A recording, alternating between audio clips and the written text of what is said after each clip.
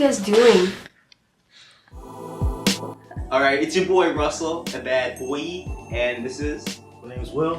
And we're doing our annual year in review, albums of the year. Top 5 albums of the year. 2016. This might be a little closer toward the hip-hop range. He doesn't know what my top 5 is, I don't know what Will's top 5 is, so we're gonna kind of figure it out at the same time as you are, so here it goes. Number 5, Ray Shrimmer, Shrimmer Life 2. Shrimmer Life 2. Last year, if you watched our video last year, which only 60 of you guys did, I shat all over Ray Shrimmer for the first Shrimmer Life album. But the Shrimmer Life 2 really came through with not so many, it didn't seem to have that many single bangers. It really shows just how talented Sway Lee is at creating a ballad with a real mood to it. And there were kind of like softer bangers on this one. Things like something real chill with Kodak Black. Gucci Mane, they're young themselves. Black Beatles. Exactly. Black Beatles was huge. This was a huge year for Ray Shrimmer. On Shrimmer Life 2 though this year, it was a little underwhelming. Really? Compared to Shrimmer Life 1. But I think it was a great year for... I still love Ray Shrimmer, and I think that he had an amazing year with the Black Beatles and the Mannequin Challenge popping off. The main difference between Shrimmer Life 1 and 2 was that Shrimmer Life 1 was really dependent on bigger features. They had Kodak, they had Lil Jon, which you haven't even heard of Lil Jon in years. So I think they really showed they could be a little bit more independent on this one. It was darker than Shrimmer Life 1. It was darker and moodier than Shrimmer Life 1. Shrimmer Life 1 was getting into the party, and Shrimmer Life 2 is more like almost the end of the party and you're like, shit, I'm and last year, this dude loved that song. What was the song? By Chance. By Chance. That is an amazing track. Number 5, A Tribe Called Quest. You got it from here. Thank you for your service. I've been a big Tribe Called Quest fan, since I got into hip hop. When I was kind of looking back at all the back catalogs of Tupac and Biggie, this is kind of one of the groups that really stuck with me and resonated with me. And when I heard that this album was coming out, I did not know what to expect. I kind of thought it would be Q-Tip is back, but it was dope. They came through with something that still stands right now, with amazing features from Kendrick Lamar, from freaking Anderson .Paak, who's amazing. They had Busta, who was back, and Consequence, who was known for pretty much being with Tribe and throughout the years and just building that thing.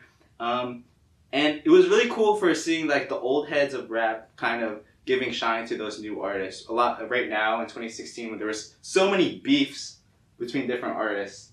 I think it was cool that they were reaching out to other people and being hey, let's work together and make good music and not have beef and stuff like that. Yeah, the album was a really good bridge between old school and the more newer generation of artists coming out, which I thought it was a really good move for them to do it right now since Phife Dawg died almost a couple months right before the album dropped.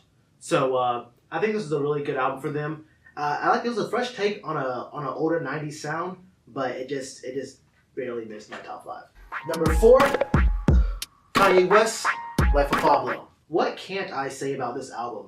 From the very beginning with Ultra Light Beam, from Ultra Light Beam to Facts, it's an amazing album. It may seem to be one of Kanye's worst albums, but I think it was still a really strong musical project. Father's Just My Hands, Part 1 is probably the best banger that came out this year. Part 2, obviously, it sparked Designer's career. Yeah, the Panda remix. And Ultra Light Beam had probably one of the best guest verses from Chance the Rapper of the year, and it's probably one of the best songs. Ultra Light Beam sold Coloring Book. I just feel it has a lot of replay value. It really does. Famous, Waves, FML with The Weeknd. these are just all.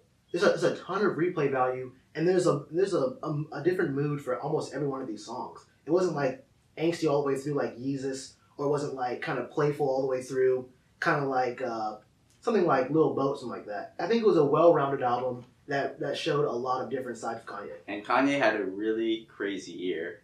Talk about art extending into your life. Force him out for your boy's Kanye sanity, because that's just R.I.P. Number 4, Chance the Rapper, The Magnificent Coloring Book. There's a lot of debate whether this is actually an album or a mixtape, but it recently got the Grammy nomination. I think that's crazy because this year Chance has gone from little known cult artists like with a cult following to like mainstream where I think parents are knowing about him. You know, he's being on SNL all the time. He's always on SNL. The thing that's cool about his album is that Coloring Book kind of went outside of just regular rap and hip hop, went to soul, gospel, and had kids like at festivals, you know, tripping on Molly, like singing praise songs. You know, when you say experimental, you're thinking weird sounds and like very clashing kind of things, dissonance. But this was experimental in the opposite direction with all the gospel choirs, and you know, Chance loves his horns. But the album just fell so short. I mean, it's kind of a longer album, but songs take a long time to get into them. The pictures were great. How they great were very positioned, like well thought out. I don't know. How great took like 2 minutes to get into. There was like that's an amazing song. There was like 3 or 4 good songs. Blessings is an amazing song. The song with Ty Dolla and I don't have anything against gospel sounding songs or like positivity in music, but this just felt a little phoned in to me. It felt kind of phony and a little bit cheesy at points. I liked 3 or 4 of the songs, but I just didn't see the appeal. Following up from acid rap. I mean, I understand what's going on in his life right now, but following up from acid rap, it was a definite downward trend for me. To each their own. Good vibes. Number 3, Gallantology. He does not like he could sing. He looks like he looks like the most random regular ass black dude that you would see. But this guy has probably the best falsetto I've ever heard. Maybe close to Robin Thicke levels of a falsetto, and crazy beat selection. Songs like "Talking to Myself" comes in immediately with a nice little piano riff, strong percussion, and he just breaks through to your ear immediately with that falsetto. Yeah, I haven't listened to Gallant's project that many times, but I did have the pleasure of interviewing Gallant this year, and like he said, he looks very unsuspecting as a singer, but when you listen to his vocals, I mean, he's intense. Like, He's a lot of emotion. He has a lot of range. He's like an American Sampha. Came out of left field for me. I did not expect to really like fall in love this hard with such a soft album. But it was the lyricism and really the production on this was crazy. If you haven't heard of Gallant, you need to check him out. I'm happy you said that too, because I don't think he's really on a lot of lists that I've seen this year. Number 3, Kanye West, The Life of Pablo. We already talked about it, but do you want to talk a little about Kanye's year, maybe? Let's talk about his music and how it reflects into his life. He's getting more and more stretched to different places. I think it's that, but a little more and more unstable. And instability can be a good thing sometimes. But songs like 30 Hours, it's kind of like a stream of thought. I like that song because like you could tell that was deep. A lot of people were talking like, I don't like Pablo because he's not rapping about anything. But there's a lot of tracks where he's straight rapping and he's talking about real issues. Like 30 Hours is a song that he could have wrote a long time ago because he's talking about pre-Amber type days, like when he's driving to his girlfriend, No Friends. You know, that song was fire. Mm-hmm. I think a lot of people, like, some of these songs came out before the album, so, I mean, maybe that fell short for some people, but, I mean, he was updating them daily, like, right? Yeah. Updating the album. I thought that was cool. Waves. Yeah, like, the whole, this is, like, kind of momentous in the way that we've never seen an album that could be transformed over time, with him, like, changing things. So, from the title release to the Spotify release. Songs like Waves, Famous, Facts, Real Friends, I think his year has been a reflection of his music,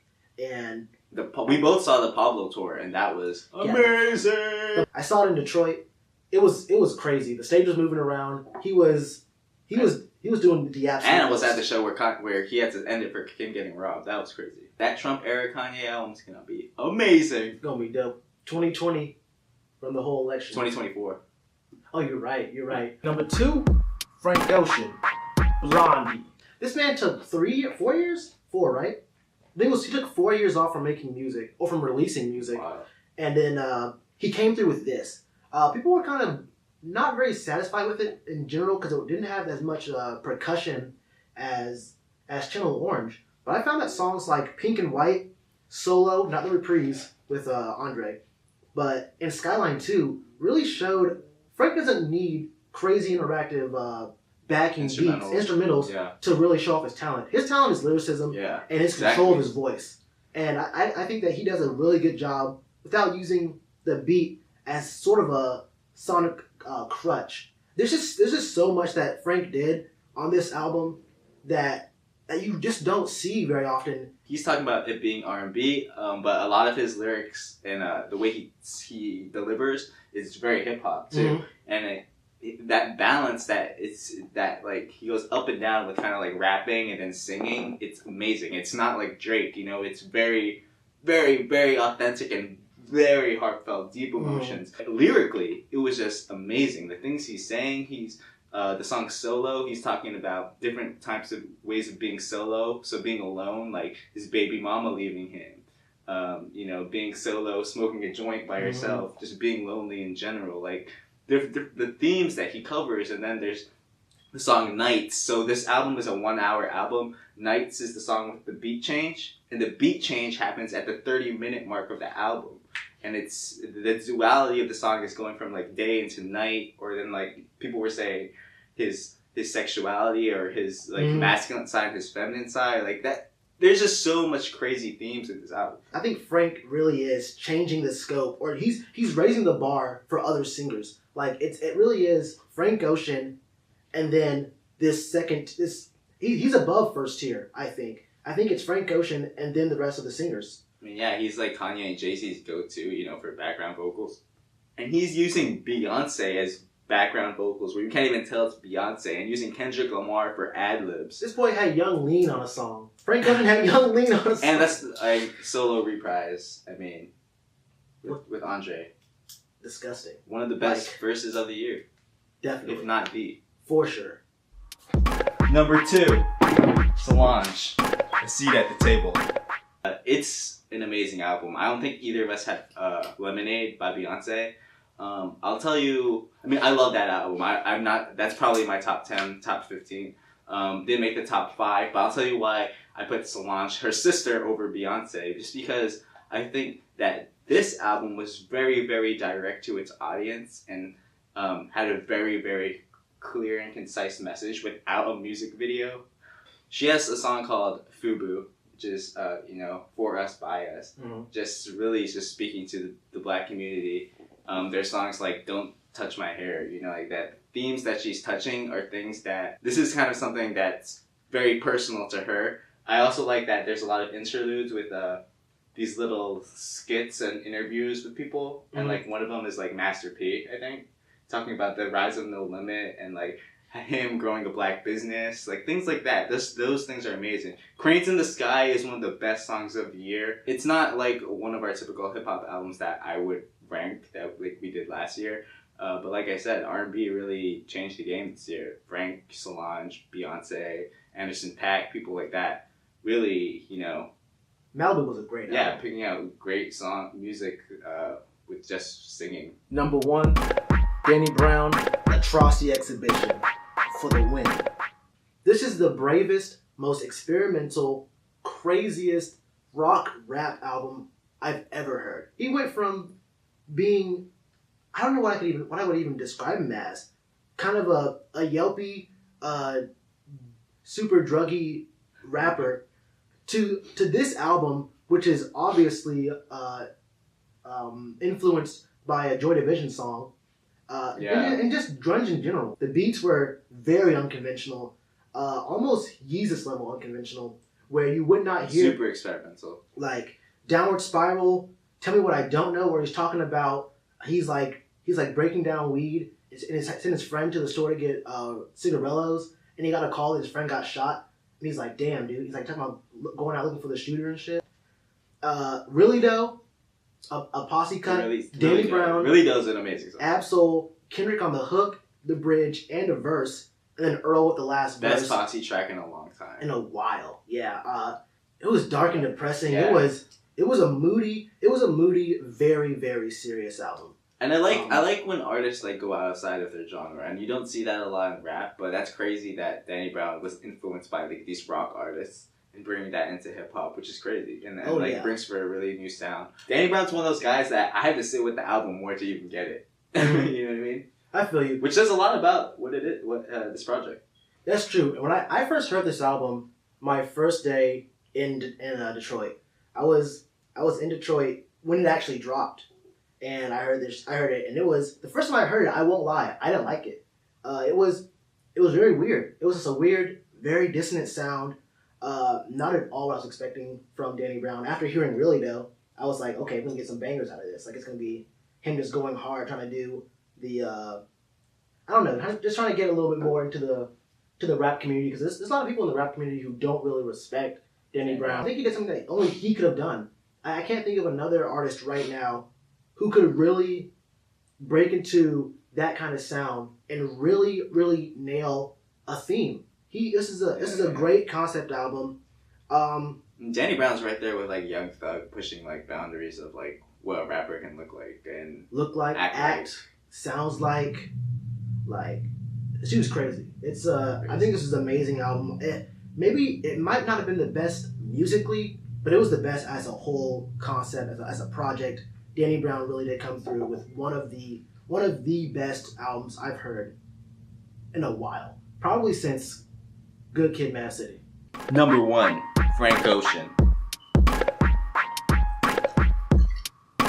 Blonde. Oh, Frank, what's up with that Be Yourself song, dog? That hit home with me, dog.